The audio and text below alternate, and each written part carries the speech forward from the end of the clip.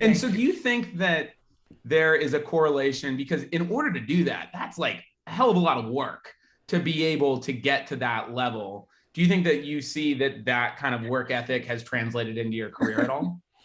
Um, yeah, absolutely. Like I think it requires a certain level of discipline to structure a day in this business where there is no structure.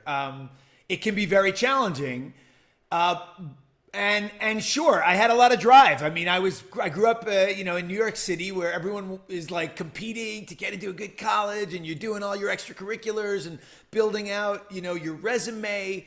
But when I got to college, it was actually kind of in reaction to all of that discipline that you're referring to that I found acting, because I was like, why am I still on the steering committee for the class of '93 in college? And why am I playing lightweight football? None of this is going anywhere. I'm not really going to do any of this.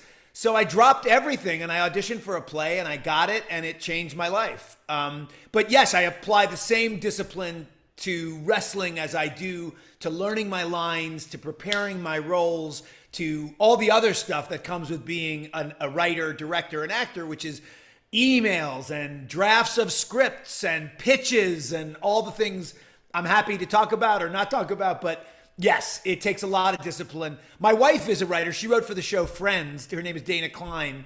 And she has even more discipline than I do when it comes. I mean, she was turning in a draft of a script for Peacock that she sold, a half-hour comedy. And if you saw the intensity of how much it takes to proofread and edit, and I read a draft and I told her it's amazing, but there's like some fat here you got to cut, and she's like back in all day just cutting and cutting.